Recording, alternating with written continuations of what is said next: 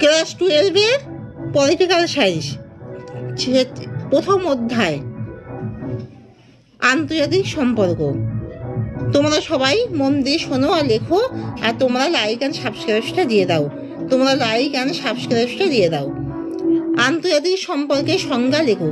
Question: আন্তর্জাতিক সম্পর্কের বিকাশধারা অথবা আন্তর্জাতিক সম্পর্কের সংজ্ঞা লেখো অথবা আন্তর্জাতিক সম্পর্কের বিকাশধারা সংক্ষেপে আলোচনা করো। আন্তর্জাতিক সম্পর্কের সংজ্ঞা লেখো। এর উত্তর হলো, আন্তর্জাতিক সম্পর্ক বিশ্বের নানা দেশের মধ্যে পারস্পরিক সম্পর্ক, অরাষ্ট্রীয় সংস্থা, প্রতিষ্ঠান, ক্ষমতা, রাজনৈতিক মতায়ন, যুদ্ধ, শান্তি, নিরস্ত্রীকরণ, আন্তর্জাতিক সংগঠন, স্বার্থগোষ্ঠী, প্রচার, কূটনীতি, জনমত, বিশ্ব বাণিজ্য, বিশ্ব পরিবেশ ও সন্ত্রাসবাদের মতো বিষয় গুরুত্ব দিয়ে আলোচনা করে। প্রসঙ্গত, আজকের পরিপ্রেক্ষিতে আন্তর্জাতিক সমাজ থেকে বিচ্ছিন্ন হয়ে কোনো দেশ টিকে থাকতে পারে না। নিজ অস্তিত্ব রক্ষার তাগিদে আন্তর্জাতিক সমাজে দেশগুলি পারস্পরিক সম্পর্ক বজায় রেখে চলে। রাষ্ট্রগুলির এই পারস্পরিক সম্পর্ককে সাধারণ অর্থে আন্তর্জাতিক সম্পর্ক বলে। জাতি রাষ্ট্রের যুগ থেকে বিশ্বায়নের যুগ পর্যন্ত আন্তর্জাতিক সম্পর্কের বিকাশ নিরন্তর গতিতে চলছে। নিচে আন্তর্জাতিক সম্পর্কের বিকাশ ধারা আলোচিত হলো।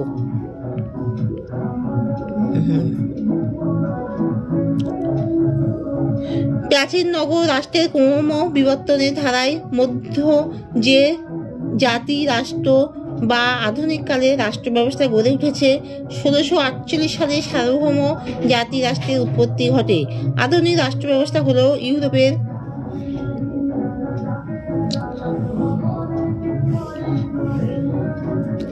আন্তর্জাতিক রাষ্ট্র ব্যবস্থা হলো ইউরোপের নবজাগরণ ও ধর্ম সংস্কার আন্দোলনের ফসল। সার্বভৌমত্ব অক্ষুণ্ণ রেখে জাতি রাষ্ট্রগুলি পরস্পরের মধ্যে অর্থনৈতিক, বাণিজ্যিক, রাজনৈতিক ক্ষেত্রে সম্পর্ক গড়ে তোলে। আন্তর্জাতিক সম্পর্কের বিকাশ দ্বারা এভাবে এগিয়ে চলে। ইংল্যান্ড ও ইউরোপের শিল্প বিপ্লব আন্তর্জাতিক সম্পর্কের বিকাশে বিশেষ সহায়ক হয়েছে। এ সময় শিল্পের প্রয়োজনীয় কাঁচামাল ও উৎপাদিত সামগ্রী বিক্রির বাজারের খোঁজে বিভিন্ন রাষ্ট্রের মধ্যে যোগাযোগ বাড়ে। এভাবে রাষ্ট্রগুলির মধ্যে দূরত্ব কমে, যা আন্তর্জাতিক সম্পর্কের ক্ষেত্রকে প্রসারিত করে। প্রথম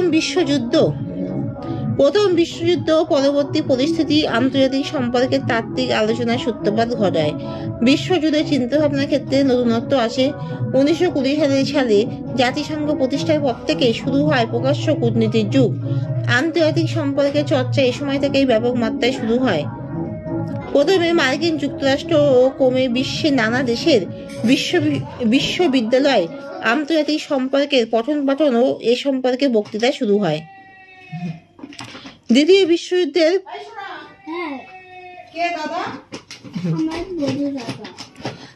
বিশ্বযুদ্ধের পর আন্তর্জাতিক সম্পর্ক রাজনীতির ব্যাপক পট পরিবর্তন ঘটে। 1945 সালে বিশ্বের 51টি দেশ শান্তি ও নিরাপত্তা রক্ষার উদ্দেশ্যে সম্মিলিত জাতিপুঞ্জ গড়ে তোলে। 1945 সালে বিশ্বের 51টি দেশ শান্তি ও নিরাপত্তা রক্ষার উদ্দেশ্যে সম্মিলিত জাতিপুঞ্জ গড়ে তোলে। 1945 সালে বিশ্বের 51টি দেশ শান্তি ও নিরাপত্তা রক্ষার উদ্দেশ্যে সম্মিলিত জাতিপুঞ্জ গড়ে তোলে।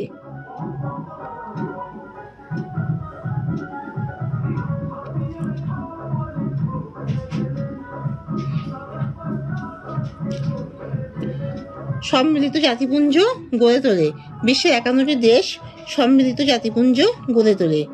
তখন থেকে বিশ্ব মার্কিন যুক্তরাষ্ট্রের নেতৃত্বাধীন পুঁজিবাদী জোট ও সোভিয়েত ইউনিয়নের নেতৃত্বাধীন সমাজতান্ত্রিক জোটে বিভক্ত হয়ে পড়ে।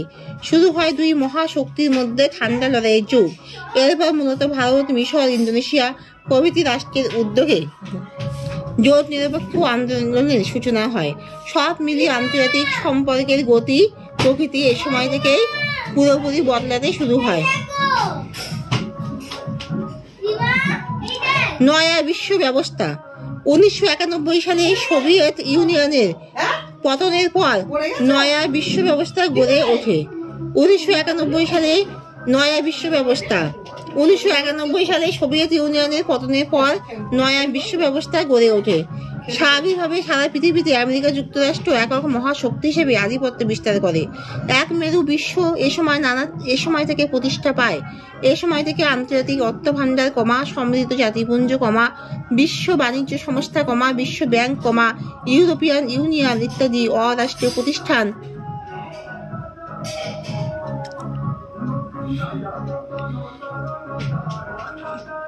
বা কর্মকর্তারাও আন্তর্জাতিক সম্পর্কের বিকাশ ধারায় গুরুত্বপূর্ণ হয়ে ওঠে এবং আলোচনায় স্থান পায়। বিশ্বায়নের যুগে আন্তর্জাতিক সম্পর্কের বিষয়বস্তু অনেক পরিবর্তন ঘটেছে। জাতি রাষ্ট্রগুলির সার্বভৌমিকতা এখন সংকটের মুখে। বিশ্ব বাণিজ্য সংস্থার নীতি নির্দেশ মেনে এখন রাষ্ট্রগুলিকে আর্থিক নিয়মকানুন নির্ধারণ করতে হয়। রাষ্ট্র এখন আর আলোচনার কেন্দ্রবিন্দুতে নেই। এখন আন্তর্জাতিক সম্পর্কের আলোচনায় স্থান পেয়েছে পরিবেশগত সমস্যা, বিশ্ব উষ্ণায়ন, পারমাণবিক অস্ত্রের প্রসারণ, সন্ত্রাসবাদ, রাজনৈতিক অর্থতত্ত্ব, দারিদ্র, মানবাধিকার ইত্যাদি। পরিশেষে আন্তর্জাতিক সম্পর্ক নদীর স্রোতের ন্যায় বয়ে চলেছে। যুগের পরিবর্তনের সঙ্গে সঙ্গে আন্তর্জাতিক সম্পর্ক পরিবর্তিত হবে।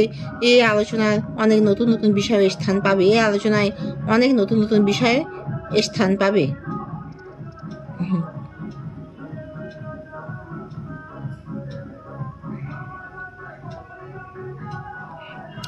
2 নম্বর কোশ্চেন হলো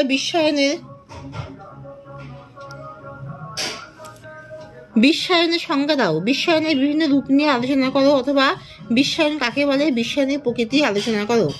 বিশ্বায়নের সংজ্ঞা হলো বিশ্বায়ন একটি ব্যাপক ধারণা। এক কথায় এর সংজ্ঞা দেওয়া সম্ভব নয়, তবু সংক্ষেপে বলা যায় বিশ্বায়ন বিশ্বব্যাপী এমন একটি প্রক্রিয়া যেখানে রাষ্ট্র সংক্রান্ত ধারণার অবসান ঘটে অর্থনৈতিক, রাজনৈতিক, সামাজিক ও সাংস্কৃতিক ক্ষেত্রে সারা বিশ্বে অবাধ আদান প্রদান সম্ভব। বিশ্বায়নের প্রকৃতি। বিশ্বায়নের নতুন কোনো মতাদর্শ নয়। শিল্প বিপ্লবের পর থেকেই বিশ্বজুড়ে পুঁজির স্থানান্তর চলছে। লগ্নি পুঁজির বিশ্বব্যাপী সম্প্রসারণের উদ্দেশ্যে অবাধ বাণিজ্যের গুরুত্ব বেড়েছে। এই পরিপ্রেক্ষিতে বিশ্বায়নের প্রকৃতি নিরূপণ। আর্থিক ক্ষেত্র। অমিয় কুমার বাগচির মতে আর্থিক বিশ্বায়নের গুরুত্বপূর্ণ দিকগুলি হলো আন্তর্জাতিক বাণিজ্যের প্রসার 1 নম্বর, 2 নম্বর নানা স্থানে ব্যক্তিবর্গের অভিগমন ও নির্গমন, 3 নম্বর বিভিন্ন দেশে অর্থ ও অন্য বিনিময় মাধ্যমে সঞ্চালন, 4 বিদেশে পুঁজি বিনিয়োগ ও উৎপন্ন দ্রব্য বিশ্বব্যাপী বিক্রয় প্রবাহ, 5 বিশ্বব্যাপী পুঁজির আদান প্রদান, 6 বহুজাতিক সংস্থাকে বাণিজ্য বিনিয়োগে অবাধ স্বাধীনতা, 7 বিশ্বব্যাপী প্রযুক্তি লেনদেন ও তথ্য মাধ্যমের প্রসার। 2 হলো রাজনৈতিক ক্ষেত্র। আর এইগুলো আর্থিক ক্ষেত্র হলো, এবার 2 হলো রাজনৈতিক ক্ষেত্র। বিশ্বায়ন জাতি রাষ্ট্রের বিরোধী। জাতি রাষ্ট্র স্থানীয়দের সুখ স্বাচ্ছন্দ্যের প্রতি দায়বদ্ধ। ফলে জাতি রাষ্ট্র পুঁজির অবাধ মুনাফা ও নির্বিচার লুণ্ঠনের বিরোধী। তাই বিশ্বায়নের প্রবক্তারা জাতি রাষ্ট্রের বিলোপ করে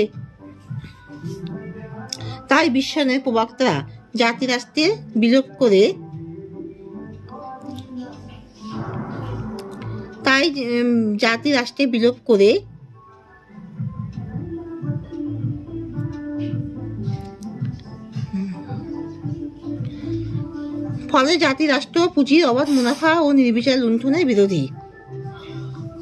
তাই বিশ্বায়নের প্রবক্তারা জাতি রাষ্ট্রের বিলোপ করে বিশ্ব রাষ্ট্রের প্রতিষ্ঠাও চান না। তারা চান জাতি রাষ্ট্র এমন হোক যাতে পুঁজিপতিদের সম্পত্তি ও একচেটিয়া বাণিজ্যিক অধিকার প্রতিষ্ঠার জন্য প্রয়োজনে সীমাহীন হিংসার আশ্রয়ও গ্রহণ করুক। তবে প্রতিষ্ঠানের বিশ্বায়নের প্রবক্তারা শক্তিশালী জাতি রাষ্ট্রের পরিবর্তে স্বায়ত্তশাসিত সংস্থার পক্ষে, কারণ এরা তুলনামূলকভাবে দুর্বল এবং বৃহৎ পুঁজির নির্দেশে পরিচালিত হয়। সাংস্কৃতিক ক্ষেত্র। সাংস্কৃতিক বিশ্বায়ন বর্তমানে গুরুত্বপূর্ণ। সারা বিশ্বে সংস্কৃতির প্রসার চান বিশ্বায়নের প্রবক্তারা। ফলে ইন্টারনেট ও অন্যান্য গণ ও সামাজিক মাধ্যমের সাহায্যে বিশ্বায়নের সাংস্কৃতিক ক্ষেত্র প্রসারিত হচ্ছে। এইভাবে জাতি রাষ্ট্রের সংস্কৃতির রূপ বদলে যায়। সংস্কৃতির বিশ্বায়নে কোনো জাতি রাষ্ট্রের সংস্কৃতির ভালো বৈশিষ্ট্যের পাশাপাশি কুরুচিকর ও মন্দ দিকগুলিও বিশ্বব্যাপী প্রসার লাভ করে। আন্তর্জাতিক সম্পর্ক বলতে কি বোঝো? আন্তর্জাতিক সম্পর্কের সংজ্ঞা। আন্তর্জাতিক সম্পর্ক বিশ্বের নানা দেশের মধ্যে পারস্পরিক সম্পর্ক ও অরাষ্ট্রীয় সংস্থা, প্রতিষ্ঠান, ক্ষমতা, রাজনৈতিক মতাদর্শ, যুদ্ধ, শান্তির নিরস্ত্রীকরণ, আন্তর্জাতিক সংগঠন, স্বার্থ গোষ্ঠী, প্রচার, কূটনীতি, জনমত, বিশ্ব বাণিজ্য, বিশ্ব পরিবেশ ও সন্ত্রাসবাদের মতো বিষয় গুরুত্ব দিয়ে আলোচনা করে। প্রসঙ্গত আজকের পরিপ্রেক্ষিতে আন্তর্জাতিক সমাজ থেকে বিচ্ছিন্ন হয়ে কোনো দেশ টিকে থাকতে পারে না। নিজ অস্তিত্ব রক্ষার তাগিদে আন্তর্জাতিক সমাজে দেশগুলি পারস্পরিক সম্পর্ক বজায় রেখে চলেছে। রাষ্ট্রগুলির পারস্পরিক সম্পর্ককে সাধারণত আন্তর্জাতিক সম্পর্ক বলা হয়।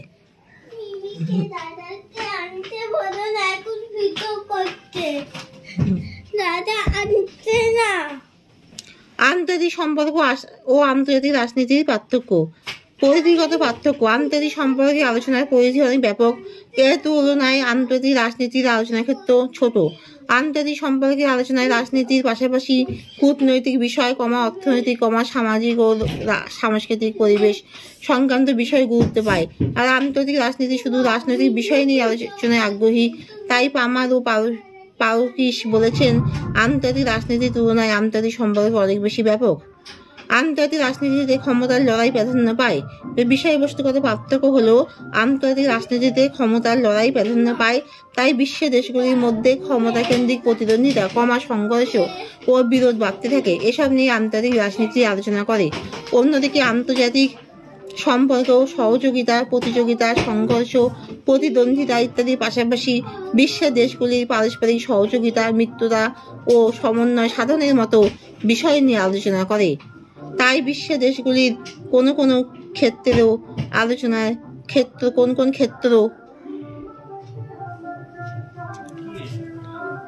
আলোচনায় স্থান পাবে তা নিয়ে আন্তর্জাতিক রাজনীতির সঙ্গে আন্তর্জাতিক সম্পর্কের ব্যাপক পার্থক্য রয়েছে।